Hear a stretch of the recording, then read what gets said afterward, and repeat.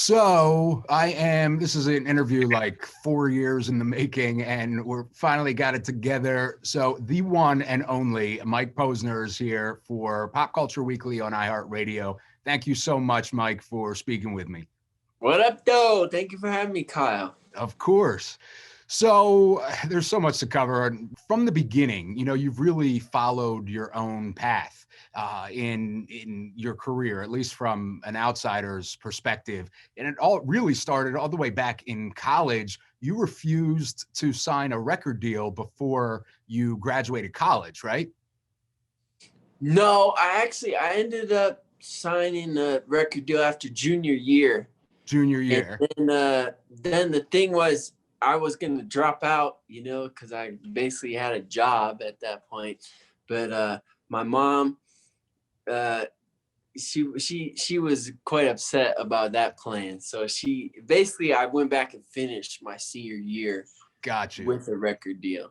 Okay, got you. So you had the record deal as a junior. You were going to drop out and do your thing, and then after speaking with mom, decided, what, I better finish this first and then do that. Yeah, and then I was just living this crazy double life where I was going to class like during the week, and then I'd play at other colleges Thursday, Friday, Saturday, and come home. It was just a wild time, bro.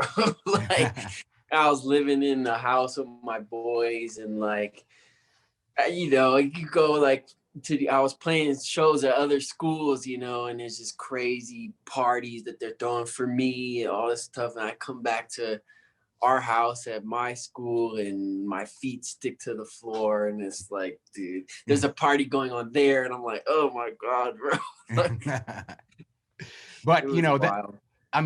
That's pretty cool, this though. This was a long time ago.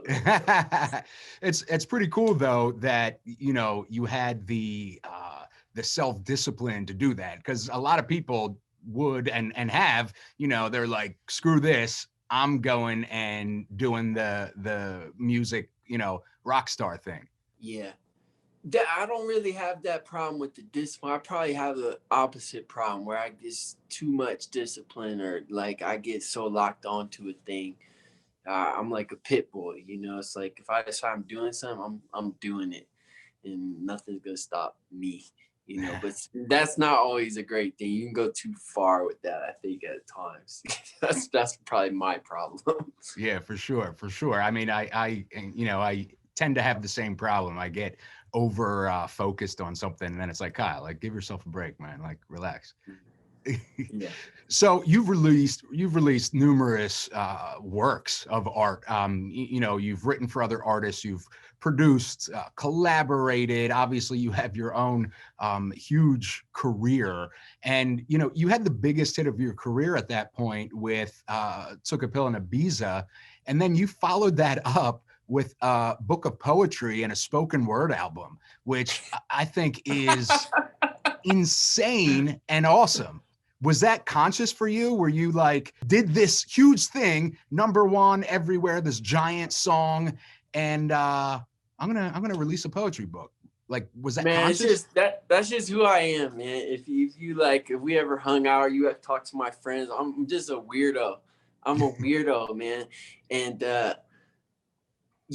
I'm following my heart when it comes to this art, whether it's music or poetry, or if I'm drawing something or if I'm doing something athletic.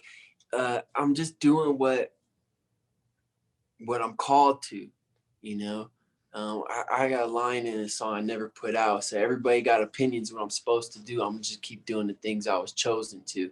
And that's it, and it's like you read that back to me and I laugh, because at the time I'm just in the work, that's poems are showing up in my head. So I do a book of poetry, or whatever. But when you read it to me, it's it's almost comical. Yeah, you got this #1 big hit, then you follow it up with a book of poetry. Who does that, bro? I don't know. Me, I guess. But that's the awesome thing. That's one of the things I love about you, is that you do follow your own path, or as you say, your heart, and to me, it makes it that much more interesting as somebody that loves your work. And I'm sure it also makes it more interesting as an artist and a person. It's all that matters, like we get caught up, people in my industry get very caught up. Everyone's chasing hit records. And I was talking about this last night with my friend. We were talking about Lollipop Lollipop. Remember that song? Lollipop Yeah. Lollipop. Yeah, it was a hit record, but it means nothing to me. And it really, I don't think meant very much to culture, didn't move culture forward. But yeah, fun song, whatever. So when we look at music now, we look at hit songs. How many hit songs there are in a year? Probably 100 or a lot. Most of them are like lollipop, lollipop, and that's great. I'm not hating on anybody. Do you, live your life. It's great, but that's not particularly what I'm interested in. You know, I'm interested in the pursuit of truth, and that's what I think being a real artist is about. Also, if everyone likes you, you're probably not a real artist, so it can be a lonely and crazy path. But I'm just trying to zoom out, really put things in context. Like, okay, this seems like it matters right now, but does it matter at all? Someone could be top of the charts right now, and we don't remember their name in 10 years or that song at all, And I don't care if people remember my name, but I hope they remember my work, And I certainly know what it's like to have music in various forms of art and different mediums change my life. And a lot of times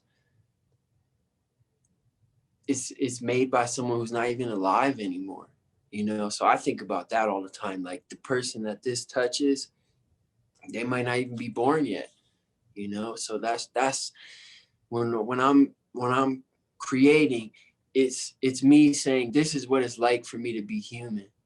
And then whoever hears that on the other side or reads that on the other side, they may, if I did a good job, go, oh, thank God someone else knows what it's like for me to be human too.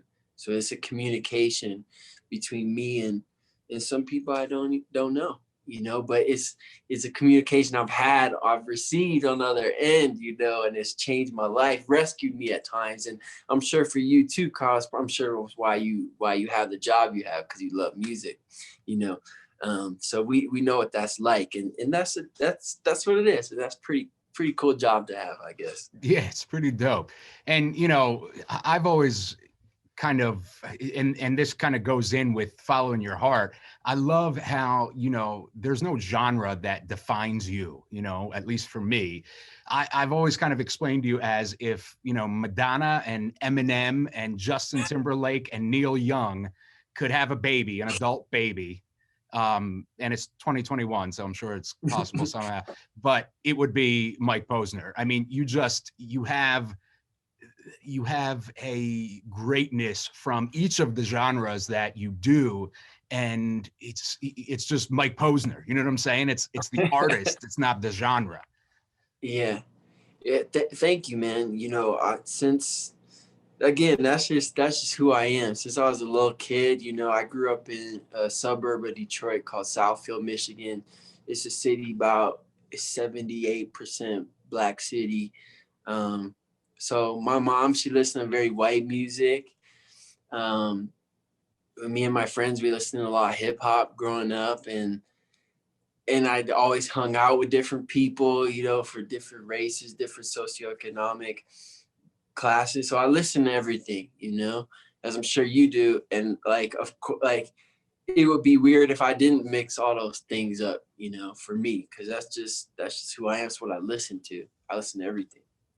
Yeah, and I love, again, I love that, following your heart, because I'm sure in your career there's been pressure to, keep making cooler than me, make another cooler than me, or make another Take a Pill in Ibiza.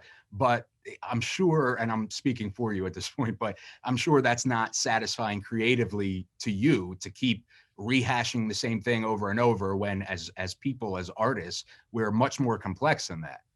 Yeah, I never do that. I got like literally 0% interest in doing something over. You know, like, what is the point of that? Yeah. I don't get it, you know? So moving forward, and we're obviously going to work our way towards today, but Mansionz is a freaking masterpiece. Yo, oh my God. I mean, just from start to finish, it is a journey. You know, that album is a journey from start to Thank finish. you. Yeah. Are we, are we ever getting a sequel or what? Or is that a one and done? Yeah, so for those that don't know what we're talking about, Mansionz is a group I'm in, and it's two people in the group, me and Blackbear is the my counterpart. So we have long history. I heard basically a demo of his 2011, 2010, 2011, and it just sounded so amazing. He came to LA, we worked, we wrote a song. I think like the second or third song we wrote ended up being Boyfriend for Justin Bieber. And we just had a connection in the studio that exists to this day. And it's a very rare connection, Kyle. You know, probably work with 1,000 people, you know, and it's always good, but every once in a while, you know, like every once in a while, every couple of years, you meet someone and it's just like fire. Yeah. It's like that with us. So, you know, then he started his career, his own journey, and has been very successful, and he's sort of making amazing music. And, you know, the more I listened to him, the more I became more and more of a fan of him. And I think the story was, you know, I just texted him one day, like, yo, we should do an album together. And I remember, I think he texted me back, like, I thought you never asked. So we just started cooking, like, by ourselves. You know, we were apart, and for a few, maybe 3 months, we're just making songs separate, sending them back and forth, like texting all the time. And then we got a cabin in Lake Arrowhead and just spent 2 weeks living together, and then brought all these ideas and made an album. And it's wild, man. It was one of the most like creatively liberating things I've done, you know, because even though I felt like I always was just completely free as Mike Posner, do whatever I want. And I really tried. There's still some like subconscious boxes that we put ourselves in. But when we did Mansionz, I wasn't Mike Posner. I was just in Mansionz. And that was the first time I really like started doing poems on the album, and like we just spread like our wings Yeah. all the way out and just went crazy, man. Cause there was it just didn't matter. You know, it wasn't us. It was us together, which was something different. And the other thing was like, we were so tired of making albums, doing the art, and then later we loved that part, but then having to do like what we called the work, which was like doing interviews, talking about yourself, you know, visiting the radio stations, doing the TVs, all that kind of felt like BS to us. Like there was some like element of that was fake to us. And so we just decided for Mansionz, we're not going to do that. We're going to make the promotion part of the art. That won't be like us talking about the art. That will be part of the art as well. And so that's when you had us, when we started to do it, we said, hey man, let's both dye our hair green, you know, almost as a symbol, like this isn't a side project. Like this is, we're in this, you know? So now we're both got green hair, and it just like, we're just like two bad kids in the classroom that make each other worse, you know? That's kind of the vibe, man. And as far as Mansionz 2, I've started a lot of ideas for it. We haven't gotten together. It's just you know, we both obviously busy doing our own thing, so that kind of the stars gotta align. We text very often, we're in touch. So just waiting for the time when it makes sense when we both can get together. Because sometimes also we both have time, but one of us won't be ready like mentally to go there, because it's a deep kind of place to go for Mansionz. Yeah, know? I mean, just the album, like I said, from start to finish is just like and then in the center, thinking about horses, I'm like, what the hell? Like, wow, like just completely blown away. Just the album, man, is just, oh my God, it's crazy. It's so good. Thank you, bro. Thank you for listening to it all the way through. You know, we work really hard on like the transitions and all the songs connecting and that kind of thing. So appreciate you giving it that real listen. And yeah, man, it was a wild experience. I hope we could do Mansionz too soon. I certainly got a lot of ideas for it on my laptop right now. So Well, can't wait to put it together. Yeah, that gives me some hope. So moving to the Walk Across America, again, following your heart, I assume is seems to be the theme with you. And your first solo album after after again Took a Pill in Ibiza, this giant hit. And instead of touring and kind of doing that whole promo, the work, as you said earlier, you're like, you know what, I'm gonna freaking walk across America. Like, that's insane. And you did it. I was lucky enough, and I gotta tell this story real quick, because I want people to know this about you. So I went, and I don't know if you even remember this, but I was like, oh, I want to go see him because you were doing like a pop-up show or something. I was like, I want to go see him, but it's like 2 hours away, and it's like in the middle of the day, and I'm like, am I going to go by myself? What the hell? Like, and I'm like, you know what? I'm going to follow my heart. I want to do it. So I went up in somewhere in Pennsylvania. I don't even remember where. And I ended up talking to you beforehand. And I think it was Allen. Was it Allentown? Yeah. Oh, yeah. Yep. It was Allentown. Allentown? Yeah. And then was talking to you about that. And, you and I kind of went for a walk for a moment. And I was telling you about my mom.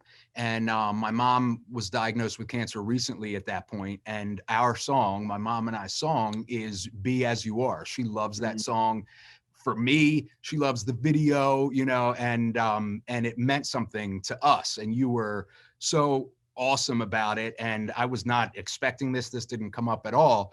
But the very first song that you played at that pop-up show, you came over to me, kind of stood in front of me and played Be As You Are, which of course had me like crying. But that's just the type of dude you are. And I think that, nobody would ever know that story. And I think that's a story that deserves to be known because of the type of person you are.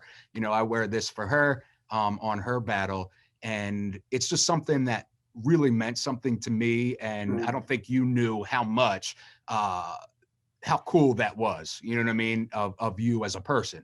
So first of all, thank you for that. You're welcome, man. Then, yeah, that time was special because we're always just running, at least for me, like always just running, working like on our own lives all the time. And one of the cool things about that walk was I just made time, for myself to listen, to people, and that can be a gift, So that's really cool story to hear back. Thanks for sharing it. And yeah, man, I don't really know what else to say, bro. That's deep, man. Yeah, I mean, it affected me, in a good way. Like I said, she had just been diagnosed, and I'm getting like chills thinking about it, making me tear up. But thank you. And again, people, that's the type of dude you are, and I just think it shows where you are, and thank you for that. And then the other crazy thing was we ended up having this like meditation session. Yeah. Like in the middle of this field and like nowhere, in Allentown, Pennsylvania. And I ended up making friends like Tim, that people I still talk to this day. That's beautiful. From that thing. And like I said, at first I was like, I'm not going to go by myself, like, up to the show and blah, blah, blah. And something told me just go, and I went and made all these friends that I still talk to. And this, I don't want to put her name out there, but my partner, because you had us partner up and kind of look into each other's eyes.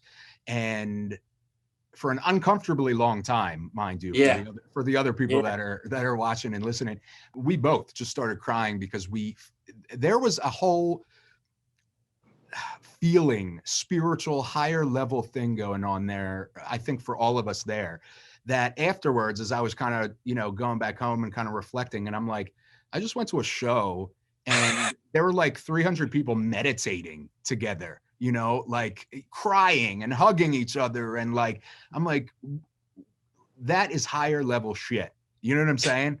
And It was a and beautiful day. it really was. And there's a ton of artists that I love, but there is nobody in this world that I don't think has ever done like this group meditation session in the middle of their show. And why was that important to you? I mean, that's so cool. And like I said, I've never heard of that being done ever. What is that about? Well,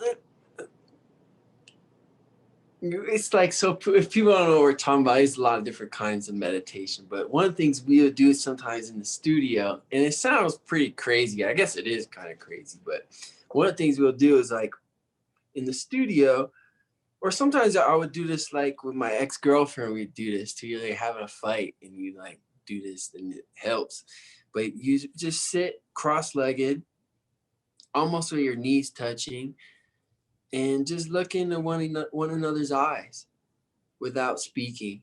And sometimes you want to laugh or cry, whatever, you just stay with it. And there's always something on the other side of that emotion that comes out. And sometimes it's just sometimes really powerful. Sometimes it like your eyes start to do tricky things and like you kind of feel like you're hallucinating almost. And you're right. Sometimes, we don't really take time to really be with each other without like doing something or talking about something. Just to be with one another can be a very deep and moving experience, and a lot of times it's emotional because we don't take the time to really look at another person, really see another person.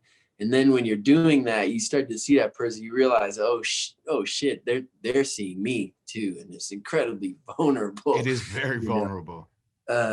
And so this is like a powerful experience for me. So I thought, why not share that with other people? And if we're all here to have an experience, like the people are showing up for something, it's not to like, I don't know. I guess it's different for different people. Maybe some people are there just to get a picture for Instagram. Maybe that's why I think they're there. But I would like to give them something more, something deeper, something they could take back with them in their life, And I think like one of my highest goals is to help people experience transcendence, whether that's through a song or through that meditation, whatever, and so that's why it was important to me. I'm a meditator. I meditate twice every day. And so the same way I share my music, I want to share that, with other people too. I love it, man. It's just, I feel like you had to be there to even, know the feeling that I'm talking That about. was a crazy day. And it wasn't all because of me too. Remember Matthew Schuler when he sang Hallelujah there? Yeah. That was nuts. I was like, oh my gosh. Yeah, it was just insane. It was very special, and I'm glad I followed my heart to go up there. I'm glad you did too, man. It was so cool because you think like, just so people understand, like we do these shows, we call them ninja shows. Amanda Palmer came up with this concept, but these shows happen like we just Instagram or tweet out, hey, we're going to be at this park at 7 p.m. And we just show up with our guitar and that's it. There's no microphone, there's no tickets. So like literally all these people kind of just sit on the grass and we play. I always can't really do that right now, I guess, with COVID. But it's like you think you need all this stuff to make like a good show or have an emotional experience or to touch other people, like a stage, a microphone, lights, a band, all this stuff. And it turns out sometimes you get rid of all that stuff, you can accomplish that goal better. Yeah, so I'm incredible. Grateful I was there as well too. Well, thank you again for that. And that takes us to Operation Wake Up, which, wow, like, I reviewed it for iHeart, and I said it's like a like a hip opera. You know, it's Yeah. like this big grand opera, this whole story in an album or EP or whatever it is. This is really deep. It is very introspective in a lot of ways. Even, you know, as a listener, even if you're not going through the journey of this character, it makes you, you know, feel things, which again, I think all great art does. Where did this come from? I don't know, man. I don't know where the heck that thing came from. You're right. So Operation Wake Up is a fictional album / story that basically goes through a day in my life. It's I'm the main character. Mike Posner is the main character, but all the things that happened to me in this day are made up. And it's incredibly dark. I've actually made this album about 4 years ago. I made it right after I had At Night Alone. I took a pill in Ibiza, but I never put it out because it was just so dark, you know. And I thought, man, it's just doing more harm than good in the world. I didn't know, and the thing was just sitting on my computer, and it kind of haunted me, you know. It's like, you gonna put that out or not, man? You know, it's like at some point I just decided that it's not my job to curate the darkness out of myself or my life. You know, as part, you know, all of us have highs and lows, light and dark. That's part of all of us as human beings, you know. And anyone that parades themselves as like perfect, or there's, you know, 100% light, like I think those people are the darkest people of all, honestly. That Instagram thing. Yeah. So I just decided, man, like, you know, this part of me too. You know, I made this, and I'm really proud of the writing. You know, as a writer, the fact I was able to like accomplish that goal of having these songs connect and like make sense in this story, you know, connecting. I was proud of that as just from a technical writer standpoint. So I just decided we finally put out this year. And you know, there's different influences I could definitely point to. For me, there's a guy called The Streets. I don't know too much about him, but somebody just sent me his album all those years ago, and his was the same thing. It was a hip hop album, and he was going through a day in his life. It was a story. So I just thought it was so cool. I want to tell like a day in my life, my story. And then the other influence I could point to is Biggie, Ready to Die. You know, so you see Biggie back here? Oh, he fell over. Hold on. He fell over. You see? Yeah, there he is, the king. And so, you know, I don't want to ruin the ending, but yeah, you know, no spoilers. It's too good. Yeah, like those two albums end in a similar way, you know. Mm-hmm. And I always just listen to his album. Like, I always loved Ready to Die. I love the last song on it since I was a little kid. So that I can like point to as a point of inspiration. And the rest has come from my dark, twisted mind, I guess, bro. It's such an incredible album. You know, when I listen to it, and whenever I listen to an album, I, you know, try to take that time out and listen to it the way it was created, you know, intended to be listened to. So from start to finish and that sort of thing. And this is an album that definitely demands it, you know? Yeah, if you listen to the album, like if you just listen to track 5, like it would just suck, honestly. Right. Yeah, I think the album like really isn't good unless, like I said, it's a story. I think it's 36 minutes long.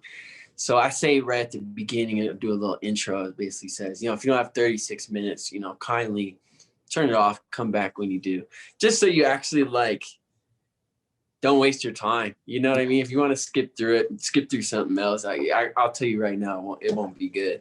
Yeah. But if you listen to the whole thing, you'll probably be like, what the fuck? You know?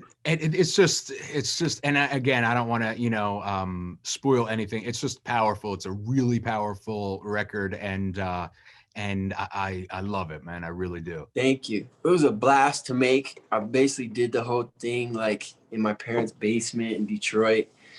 It was just fun. It just happened real quick in 2 weeks, and just did the thing, man. It's just wild, and I'm so proud of it now. To like man, you had the balls to write this for me. like Yeah. people think you're gonna write another ticket for the Ibiza, and this is what you did. Like I'm proud of that. Proud of that. You should be, and you really should be proud of your entire career so far, man. I mean, again, there's so many things that you have done that are not, the typical artist path, and I think your work and you as a creator, as an artist, is better for it because it's rewarding to listen to. It's rewarding. It's not that lollipop. You know what I'm saying? Yeah. Thank you, man. Of I course. appreciate you listening. Of course. And then just this week, Momma Always Told Me. So tell me about that. Actually, so this song is a little older too. I made it around when we were writing for Real Good Kid, and I was just my cousin was reminding me because he was there the day we did it. And when I talk about we do these meditate, I remember we did this those meditations this day when we did this song. And basically, I had this house in Venice Beach, California, and my friends used to just come over and hang out. It was near the ocean. So Jimmy Valentine he's the lead guitarist in Maroon 5. He'd come over like a lot, almost every day for a while. And my best friend, Adam Friedman, who I do a lot of writing and producing with, and Pete Kuzma played keys, and my boy Stanaj, who's like one of the best singers. Everyone was just coming over, hanging out. We were jamming, and then we'd meditate, and then the other thing is we'd go swim in the ocean for the sunset, because in LA the sunset's right over that horizon. It's on the West Coast, obviously, and it was just beautiful. And man, like one day Jimmy was just playing this guitar, some funky thing, and I just start hearing the melodies and stuff, writing them down. Stanaj came over, we did some lyrics, he starts singing on it. Jimmy goes outside, he sees his friend Kate. He's like, Kate, he hasn't seen her. She comes over, she I guess lives across the street from me. I didn't know her. She comes over, her roommate, so they're singing on the chorus with us. Take care of your shit, it just like came together like that. Live your life. Yeah, man, it just was like a great song. And for me, when I listen back to it, whatever element I'm listening to at the time, whether it's the horns or the keys or the guitar, each one of those instruments is played by somebody that I love, so it's just I feel great listening to it, man. It's awesome. It just instantly puts you in a good mood. It's like bouncy, it's a bop, you know what I mean? Hopefully, and then shouts to the homie Young Bay. He really nailed the production and stuff, got it right. Yeah, it's such a great song, man. We need a TikTok dance challenge for it. It's just that type of song. Yeah, man, maybe you can come up with that. I got some gifts in my life. Dancing ain't one of them. I will come up with something for you, brother. So a couple of final things. What is the biggest trial that you have had in your life that, obviously you feel comfortable talking about? No, I mean, I don't have any secrets. The biggest trial, shoot. This is a crazy answer, but honestly, I'm like a white dude in America, and like shit has gone, all things considered, really, really well for me. Like really well. And so the problem with that is you don't really grow unless you go through hard things,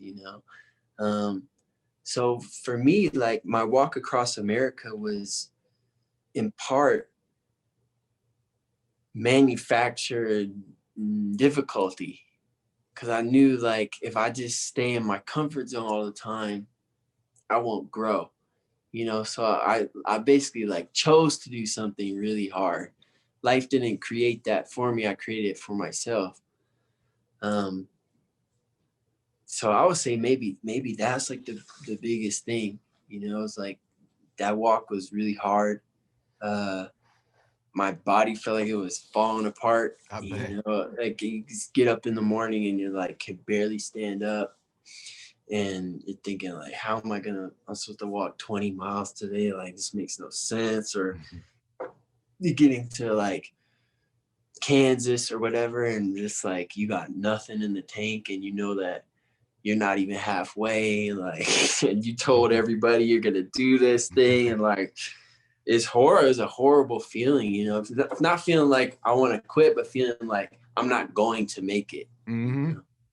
And so, And you did. I would say that's probably like the hardest thing I've done. But I chose to do it. You know, a lot of people go through way harder things than that, and they didn't pick it. You know, life just gave it to them. So. I don't know. I don't know what to make of all that, but that's what it is. I know it made me a better human, better man for sure. And, you know, you've had success in so many areas throughout your career, and you've got another, 5 decades to go of it. What does success mean to Mike Posner? Man, I'd be lying if I said like if I truly don't care at all about popularity or money or all this. You know, there's a slice of me that still cares about all that stuff. So I guess putting that aside, I mean, true success, I think, is peace of mind. It's peace of mind, happy where you are, content where you are, still inspired and motivated, but not feeling like anything is wrong with the way things are now, you know. So I would say that's probably like real success. So I have it sometimes, usually not, you know. Usually not. But, and this is kind of sums up our conversation, and my feelings towards you is that not only are you doing that for yourself, but you're sharing that journey with others, highs and lows, good and bad. And to me, that is true power. You're doing it through your art, but there's so many people who, those lollipops, what does that mean to anybody? I'm would bet, my world that didn't change anybody's life in a meaningful way. The art that you're doing, the things that you learn, the things that you're going through, you do share with the world, and that has the power to change other people's lives. And I think that is a testament to true art and a true artist, which is what you are. Thank you, bro. I feel like I'm in a very privileged and amazing situation, which is, when I was basically 23 or 22, I had my first hit song, and in essence, the people who listen to my music gave me money. They gave me their money to the point where I didn't go out and buy a Lamborghini. So I realized, and I didn't feel any happier or less happy. I just felt the same. So but I've been gifted this opportunity to go, okay, if life isn't about money or popularity, because I just got all that shit and I don't feel any different, then what is it about? Okay, so that's been my second chapter. Basically, the last 10 years is I've been exploring. I've been going to the monastery, for 12 days, sitting in solitude, meditating. I've been walking across America, all these different experiences, and I report back, and I report back because not everyone can do that. and the people that gave me the opportunity now, they like a lot, they got a job, they got kids or whatever. And so I live like on the fringe of society. We probably like, and this is maybe Alan Watts says something like, if like the bum or the homeless person in like society, I'm not saying this is right, but they probably had like ranked at the bottom of society. And I think that the artists should, and they're really like on the fringe of society, almost not considered part of society. And I think the artist should live in a similar way. It should be on the fringe of society, maybe on the top end, like almost not part of it, dipping their toe into the unknown and reporting back what's over there. That's what I think my job is. So try and do it. It's it really is, and it might seem like I'm being dramatic or whatever, but it really is a higher calling when you put it that way, because you are bringing experiences and thought processes and wisdom that you're learning from, as you said, things that most people aren't able to do, and that is a higher calling, and it's through your art that you do that. It's what I do. It's a weird job and lonely sometimes. I don't know. I'm not sure it's any important than anybody else's job, like the mailman and the doctor and the lawyer. We need all those people too. Absolutely. So this is my part. Absolutely, bro. And it's my part. My last question to you is, what's next for you? Because if somebody had, if I made a bet, I certainly wouldn't be able to guess it. So, right. Man, I got my next like big project. I've been training for it the last year or so. I'm going to be announcing the next month or two. So that's on the horizon. If anyone cares, they can follow me on social. It's just Mike Posner on there. And then, as far as music, man, just like I'm always making music. Hopefully we get Mansionz 2 together soon. Hey. This song that Momma Always Told Me to be part of an EP, I will drop soon. I don't know, in the next couple months. And then I'm working on next like proper album. Got some great songs I wrote during the quarantine. I'm excited about trying to figure out, what order they go in, all that stuff, and their finished version, and still writing more. So, yeah, man, it's funny. Like, I like goals that change your goals. So what I mean by that is like, when I start walking across America, I already have an idea of what I'm going to do next, but the walk itself is going to change who I am, hopefully. If it's a worthwhile goal, it's going to change who you are. And then you're going to have completely different goals after that, because it's going to change like everything, and that certainly happened on my walk. So I don't even really know, I got about till June planned, and that's it. Nice. Well, Mike, again, thank you so much for talking to me. It's all good. I appreciate it, Kyle. We talk again soon. All right, bro? Absolutely, brother.